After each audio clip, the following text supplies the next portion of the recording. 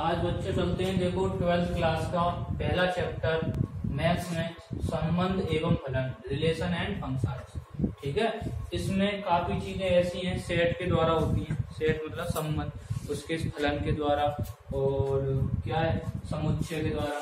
तो कुछ चीजें समुच्चय वगैरह को थोड़ा सा ध्यान में रखते हुए हम आगे इसको आगे बताते हैं रिलेशन एंड फंक्शन को। ठीक, तो इससे पहले आपने 11th क्लास में एक सेट नाम का चैप्टर पढ़ा हुआ, उसमें थोड़े से रिलेशन आए थे, तो पता हुआ आपके क्या होते हैं रिलेशन। तो रिलेशन होता है किसी भी चीज का, देखो रिलेशन है, मान लो कि हमारे आपके संबंध होते हैं, मम्मी पापा के संबंध, मतलब हमारे पापा जी से संबंध, पापा जी का हमारे बेटा का संबंध, मम्मी जी का हमारा बेटा का संबंध, हमारा मम्मी का संबंध। ठीक है, इस टाइप के रिलेशन होते हैं। इसी टाइप से नंबर्स में भी आपस के कैसे रिलेशन होते हैं।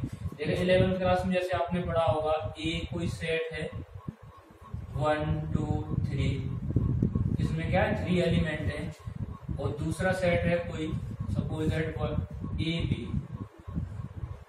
इससे अगर क्या है संबंध देखने, मतलब फलन फंक्शंस देखने या रिलेशन देखने, तो रिलेशन कैसे निकालेंगे। देखो ए का क्रॉस बी निकालते थे 11th में, ऑर्डर पेयर जिन्हें बोलते हैं, क्या बोलते थे ऑर्डर पेयर। तो निकालते थे पहले ए का एक से रिलेशन, एक होगा 1 ए 2 ए 3 ए, ऐसे निकालते थे। फिर 2 इसके हो गए तीनों से रिलेशन। ऐसे बी का निकालेंगे 1 बी 2 बी 3 बी। तो ये क्या होते थे हमारे, ये होते थे संबंध, मतलब आपस के। एक के देखो दोनों से संबंध हो गए, इसके एक का किससे हो गए, 2 का भी कितने दोनों से हो गए, 3 का भी देखो दोनों से हो गए, ये हो गया ये हो गया। तो ये क्या कहलाते हैं संबंध, यानी कि प्रत्येक अवयव का प्रत्येक अवयव से क्या होना चाहिए संबंध। तो इसे क्या बोलते हैं हम संबंध, मतलब रिलेशंस। अब यहाँ पर क्या है 12th क्लास में थोड़े से मॉडिफाई होकर के संबंध बनते हैं, उनको थोड़ा सा अलग से डिफाइन करते हैं। तो देखते हैं संबंध होते हैं टाइप्स ऑफ संबंध, मतलब टाइप ऑफ रिलेशन। क्या क्या होते हैं संबंधों के प्रकार।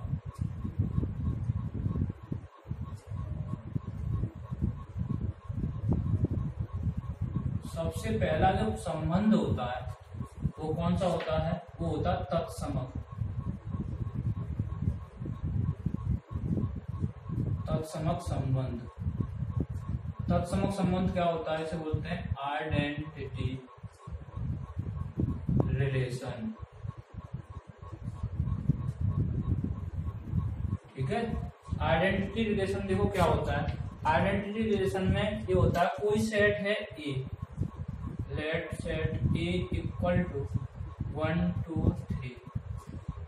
ठीक, तो ये क्या कहता है तत्समक संबंध कि इसका रिलेशन, खुद का रिलेशन खुद से हो। कोई सेट है ए, इसमें अवयव है 1 2 3, तो तीनों अवयवों का रिलेशन, खुद का रिलेशन खुद से हो ओनली, ना कि ना ज्यादा ना कम, उसको क्या बोलते हैं तत्समक संबंध। For example relation equal to, इसके रिलेशन देखेंगे तो क्या हो जाएगा 1 2, मगर क्या कहता खुद का खुद से हो, ना ज्यादा ना कम। तो इसका मतलब क्या 2 का 2 से और 3 का 3 से। अगर हमने रिलेशन तो बन जाएंगे 1 का 2 से भी हो जाएगा, 2 का 3 से भी हो जाएगा, मगर क्या है आइडेंटिटी रिलेशन वही कहलाते हैं जो क्या है केवल जितने अवयव हैं उनका खुद से खुद का रिलेशन हो, तो आइडेंटिटी रिलेशन कहलाएगा, मतलब तत्समक। भूल करके अगर हम ऐसा ही कर देते हैं 1 1 2 2, तो यहाँ खुद का खुद से रिलेशन तो है, मगर क्या है पूरा नहीं है। ये तीसरे सभी अवयव का होता है फॉर ऑल, मतलब फॉर ऑल मतलब सभी अवयवों का रिलेशन होना चाहिए खुद का खुद से, तो क्या कहलाता है तत्समक। यानी कि ये क्या है, ये आइडेंटिटी रिलेशन नहीं होगा ये इस सेट के लिए। कोई सेट अगर ये मान लेते, मान लो बी सेट, कोई एक ये है ए बी, इसमें अगर आइडेंटिटी रिलेशन पूछे आपसे, इसके रिलेशन बनना है ए बी बी, तो ये आइडेंटिटी रिलेशन है क्योंकि 2 ही अवयव है, दोनों का खुद से रिलेशन है। सेम ईयर अगर इसको ऐसे लिख दिया ए, ये पूछा जाए आइडेंटिटी रिलेशन है तो क्या नहीं है, क्योंकि इसमें 2 अवयव हैं, दोनों का ही होना चाहिए, ना कम ना ज्यादा। और भूल के तीसरे एग्जांपल अगर ये दे दिया ए और हमें दे दिया कितना 2 2, तो इसमें कोई अवयव ही नहीं है 2 2, तो इसका ये भी गलत हो जाएगा।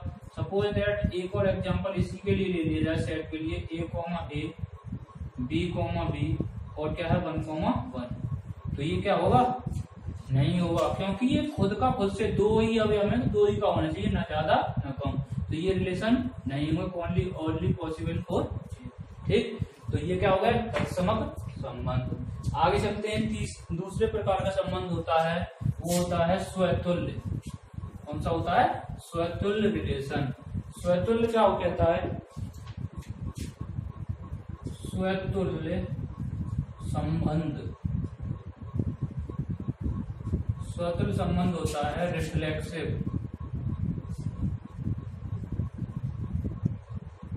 रिलेशन। ठीक है, रिफ्लेक्सिव देखो क्या कहता है, रिफ्लेक्सिव में क्या, कोई सेट है ए, सपोज दैट अभी माना था 1 2 3, ये कहता है खुद का रिलेशन खुद से तो हो, मतलब कि आइडेंटिटी पढ़ के आए, वो तो खुद का खुद से तो हो, उससे ज्यादा भी हो तो चल जाएंगे कम की। ठीक, यानी कि ए का A relation to A for all. ठीक है, सभी के लिए ए रिलेशन टू ए, सब वो तो होना ही चाहिए, मतलब। और ये भी होता है ए रिलेशन टू बी, यानी ये भी पॉसिबल है, कोई और भी है तो। ठीक, सपोज दैट इसके अगर रिलेशन देखें सेट के लिए, तो पहला वन बनाते हैं हम, ए को, ये क्या हो गया 1, 1, 2, 2, 3, 3, यानी कि ये क्या है, अब पूछ रहा है तुमसे रिफ्लेक्सिव है या नहीं, यानी स्वतंत्र संबंध है, तो स्वतंत्र खुद का खुद से है, यानी कि ये रिफ्लेक्सिव संबंध है।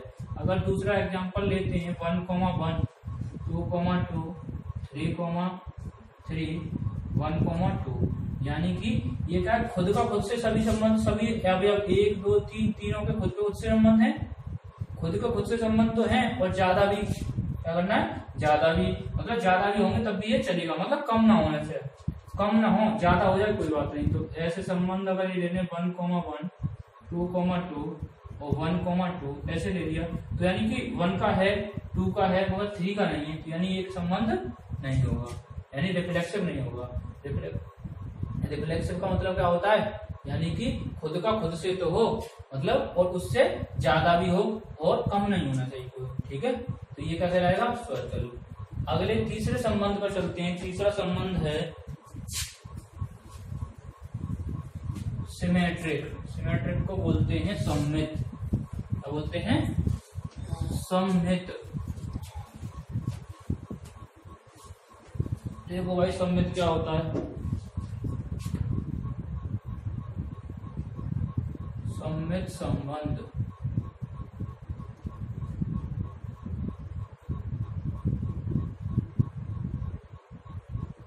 Symmetric relation. सिमेट्रिक रिलेशन देखो क्या होते हैं, सिमेट्रिक रिलेशन होता है, देखो बेटा, सिमेट्रिक में क्या होता है, ए रिलेशन टू बी, मतलब ए का संबंध किससे है, बी से, तो उसी में बी रिलेशन टू ए होना चाहिए। ये जरूरी नहीं है कि फॉर ऑल हो। ठीक है, अब हमने कहा ए का संबंध बी से है, तो बी का संबंध ए से होना चाहिए, मतलब यानी कि ए कॉमा बी है, तो उसमें बी कॉमा ए भी होना चाहिए। मान लो कि सेट अभी हम उससे पीछे वाला लेते हैं 1 2 3, इसमें कोई रिलेशन दे रखे 1, 1, 2, 2, 3, 3, बताओ ये रिलेशन है या नहीं, यानी सम्मत रिलेशन है या नहीं। तो रिलेशन को देखना है, यानी कि 1 का, तो 1, 1 करेंगे, इसका उल्टा होगा, तो क्या 1, 1 ये खुद है, तो अगर हमने 1, 1 है, इसका उल्टा लिखेंगे तो 1, 1 ही तो आएगा, 1, 1 आएगा, तो इसका मतलब ये किसी भी सेट में दो बार अवयव को किसी को लिखते नहीं है, तो इसका मतलब इसका उल्टा ये खुद बन गया, जैसे वैसे ये सही हो गया। 2, 2 है, 2, 2 का भी उल्टा यही खुद है, 3, 3 है, इसका भी उल्टा कौन सा, खुद यही हो जाएगा, यानी कि ये कौन सा है, सममित रिलेशन है। अगर ये दूसरा एग्जांपल इसका ले लें 1, 1, 2, 2 और 1, 2, तो ये क्या है, सममित रिलेशन। सममित देखो 1, इसका तो उल्टा यही है, इसका उल्टा खुद ये है, 1, 2 है, तो क्या 2, 1 है इसमें नहीं है, तो इसका मतलब ये रिलेशन सममित नहीं होगा। ठीक है, ये रिलेशन सममित नहीं होगा। सममित तभी पॉसिबल है जब उसमें उसका अपोजिट सेट हो, यानी कि 1, 2 है तो 2, 1 भी उसमें हो। ठीक, सेम हियर अगर कहीं दे रखा 1, 2 और 2, 1, ठीक है, तो ये सम्मित है क्या, 1,2 है तो 2,1 भी है, तो इसका मतलब सम्मित है। इसमें जरूरी नहीं है कि ये 1,1 और 2,2 3,3 होने ही चाहिए, ठीक है। इसका अगर ये इमेज मिल रही है, एक आदमी है, एक आदमी अलग दूसरा खड़ा हुआ, तो वो यहाँ पे है, मैं वहां पे हूँ, तो वो यहाँ पे आ जाए, मैं यहाँ पे पहुंच जाऊँ, तो इसका मतलब क्या है, वो सम्मित कैसा हो जाएगा, सम्मित रिलेशन, ठीक है। यानी कि उसका अपोजिट होना जरूरी है, ठीक, इसका अपोजिट होना। अगला चलते हैं, देखो कौन सा रिलेशन है लास्ट, संक्रामक। कौन सा है, संक्रामक। इसी को थोड़ा सा अच्छे से समझना है, संक्रामक रिलेशन होता क्या है। संक्रामक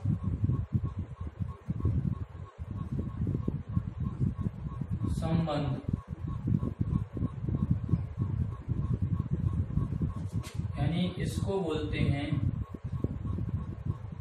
ट्रांजिटिव रिलेशन। क्या बोलते हैं, ट्रांजिटिव रिलेशन। ट्रांजिटिव रिलेशन क्या होते हैं, देखो कहीं ए रिलेशन टू बी, उसी में मिल जाएगा बी रिलेशन टू सी। दे रखा है ए का संबंध बी से है, बी का संबंध सी से है, तब हमें फाइंड करना होगा, यानी कि ये बिचौलिया को हटा करके ए रिलेशन टू सी उसमें है या नहीं, तभी संक्रामक होगा, अदरवाइज नहीं, ठीक है। ए का संबंध बी से है, बी का संबंध सी से है, तब देखना होगा बीच वाला बी को कैंसिल करके ए का संबंध सी से है या नहीं। और इसको कैसे लिखा आएगा, A comma B, B comma C, तभी फाइंड करना होगा हमें ए कोमा सी। अगर उसमें ये दोनों मौजूद हैं तो ये नहीं हुआ, तो इसका मतलब संक्रामक नहीं हुआ। अगर ये प्रेजेंट है तो इसका मतलब क्या, संक्रामक होगा। और एग्जांपल सेट उसी के लिए लेते हैं, 1, 2, 3, 1, 2, 3, ठीक। आगे देखो तो क्या चलते हैं, आगे देखो एक रिलेशन ले लेते हैं, एक रिलेशन, सपोज दैट 1, 1, 2, 2, 3, 3। इसको देखना है, ये क्या है, ट्रांजिटिव, ये क्या है, 1, 1, 2, 2, 3, 3, ठीक। तो अब देखना है ये ट्रांजिटिव है या नहीं। देखो क्या है, 1 का रिलेशन किससे है, 1 से, यानी कि 1 का संबंध 1 से है, तो क्या 1 का संबंध किसी और से दिखाई दे रहा है इसमें, ये ना। 2 का संबंध 2 से है, तो 2 का संबंध किसी और से दिखाई दे रहा है, नहीं है।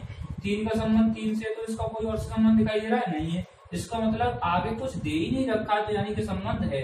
कुछ हमें दो पहलू होने चाहिए, ए का बी से और बी का सी से, यानी बिचौलिया होना चाहिए, कोई ना कोई एक। क्या होना चाहिए, बिचौलिया। अगर बिचौलिया नहीं मिला तो संबंध फिर ऐसे ही हो जाएगा पूरा, ठीक है।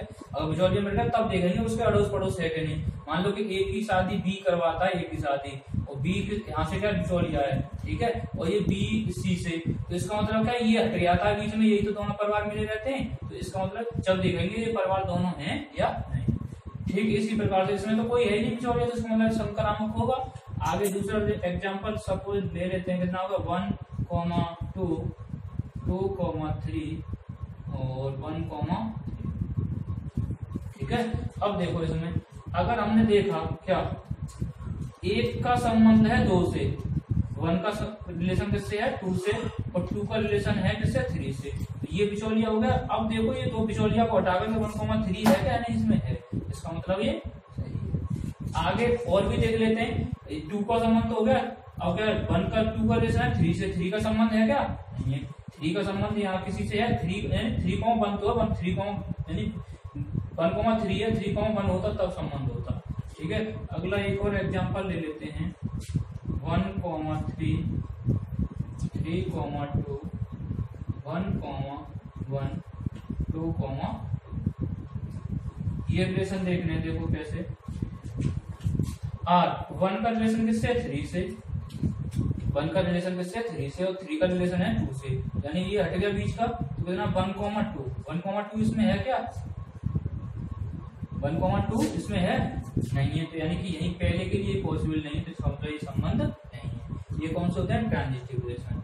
ये चारों के चारों संबंध होंगे तब हमें पता लगेगा, एक्सरसाइज में चलेंगे आगे नेक्स्ट वीडियो, ठीक।